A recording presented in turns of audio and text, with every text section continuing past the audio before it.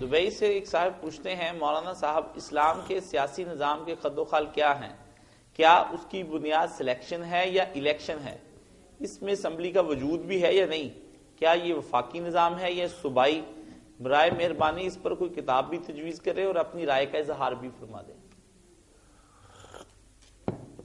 یہ تو کتاب ہی آپ پڑھیں گے سارا کو پتہ لگی، اتنی باتیں جی مختصر یہ سمجھیں کہ اسلام کا نظام جو ہے نا وہ شورائی ہے۔ شورائی مطلب امت کے مشورے سے بنے گی حکومت۔ اس کو جمہوریت کیا ہے، سلیکشن کیا ہے، الیکشن کیا ہے، جو مرضی کیا ہے، جو حاکم لوگوں کی مرضی کے بغیر حکومت کر رہا نا وہ غاصب اور ظالم ہے، کسی کو حق نہیں۔ باقی جو ہے نا کہ پبلک نیک نہیں تو پبلک کو نیک بناؤ، پھر دینی جماعتیں کوشش کریں کہ ووٹ دینے والے نیک بنے۔ مسئلے کا حل صرف ووٹ ہی جو ہے نا کہ ووٹ کے بغیر کیا ہوگا؟ پھر حافظ صاحب سعید صاحب آئے تھے، میں نے کہا جمہوریت حرام ہے، طریقہ بتاؤ نا، پھر حکومت کیسے بنے گی؟ باپ کے بعد بیٹا بیٹھتا جائے گا، یا جب ایک حاکم مرے گا پھر تلواریں لے کر اٹھ پڑے ہوں گے لوگ جو زبردستی قبضہ کر لے، بات ہی کوئی نہیں آئی۔ یہ دنیا میں دھکے کھا کر لوگوں نے عقل کی بات نکالی کہ لوگوں سے پوچھ لو کہ کس کو تم حاکم بنانا چاہتے ہو، وہ برا بنائیں گے تو بھگتے رہیں گے خبیث فعل، اگر اچھا بنائیں گے تو فائدہ ہوگا۔ مگر حکومت آپ صاف سن لیں، اگر نبی بھی وقت کا ہوگا نا نہیں حکومت کر سکے گا، اگر لوگ راضی ہوں کس طرح کرے گا؟ جب اس کو مانتے ہی نہیں، ٹیکس نہیں دیتے، اس کے حکم پر جہاد نہیں کرتے، وہ ناکام ہو جائے گا۔ اس لیے نبی آئے دین بتاتے رہے، حکومت نہیں کرتے۔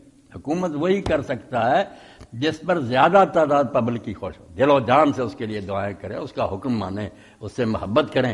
یہ کہ بالکل نیچرل بات ہے۔ اب حکمران لوگ نیک بنائیں، لوگوں کو نیک بناؤ، ان کو سکھاؤ کہ ووٹ بھائی یہ صحیح تو حال یہی جو حضرت عمر رضی اللہ نے کہہ دیا نا، سب یہ جو ہے نا دعویٰ وغیرہ سب توبہ کریں۔ حضرت عمر رضی اللہ نے جب سنا اپنے آخری حج میں کہ لوگ کہتے ہیں عمر جس دن مرے گا نا ہم طلحہ کا ہاتھ پکڑیں گے، اس نے بھی تو ابو بکر کا پکڑ لیا تھا، کسی سے مشورہ نہیں کیا، اس کی بھی حکومت بنا لیں گے طلحہ کی۔ تو آپ نے چاہا کہ مکے میں خطبہ دیں تو لوگوں نے کہا یہاں ہر قسم کے لوگ ہیں، پڑھے ان پڑھے، یہاں نہیں ٹھیک، مدینہ جا کر سمجھدار لوگوں میں یہ لیکچر ہونا چاہیے۔ آپ مدینہ میں آئے، پھر حضرت ابن عباس کہتے ہیں میں اس دن مسجد میں پہلے جا کر ممبر کے پاس بیٹھ گیا کہ آج عمر جو باتیں کہہ گا ساری زندگی نہیں کی۔ وہاں پھر آپ نے تقریر کی، وہ بھی سمجھایا سارا معاملہ کہ حضور کے بعد حال کیا تھا، کہ اگر نہ فیصلہ کر کے ہم وہاں سے اٹھتے تباہی ہو جاتی۔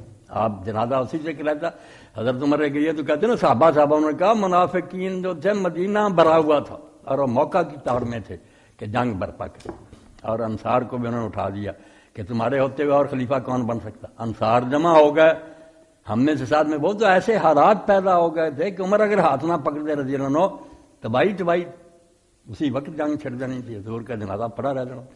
یہ سنا کر انہوں نے کہا وہ ہنگامی حالات تھے، اب نہ ابو بکر جیسا ہے کوئی آدمی کہ لوگ اس کو مان لیں، اس کو بھی وہ ایسا تھا کہ سب مان لیں کہ اچھا آدمی ہے۔ اب جس نے کی نا بیعت، یہ الفاظ ہیں سن لیں، یہ دعویٰ والے کہ اب جو مسلمانوں کے مشورے کے بغیر خلیفہ بنے بیعت لینے والے کو بھی قتل کر دو اور بیعت کرنے والوں کو بھی قتل کر دو۔ ان کے باپ کی حکومت ہے کہ اپنی مرضی سے جس کو چاہے مسلمان مشورہ کریں، یہ ہے مشورہ بیٹا، جمہوریت، ووٹ، رائے، تو لوگوں کو نیک بناؤ، ادھر نہیں یہ دینی جماعتیں آتی پھر دودھ جیسا ہوگا وہی مکھن نکلے گا۔ ٹھیک ہے برے لوگ برا ہی چنیں گے، یہ تو مصیبت ہے ہی، مگر چنیں گے تو پھر بھگتتے رہیں گے۔ بنانا یہی پڑے گا کہ لوگوں کو ہم خیال بناؤ، سارے نہیں بن سکتے، اچھے سمجھدار لوگوں کو قائل کرو، باقی لوگ ان کے پیچھے ہی ہوتے ہیں۔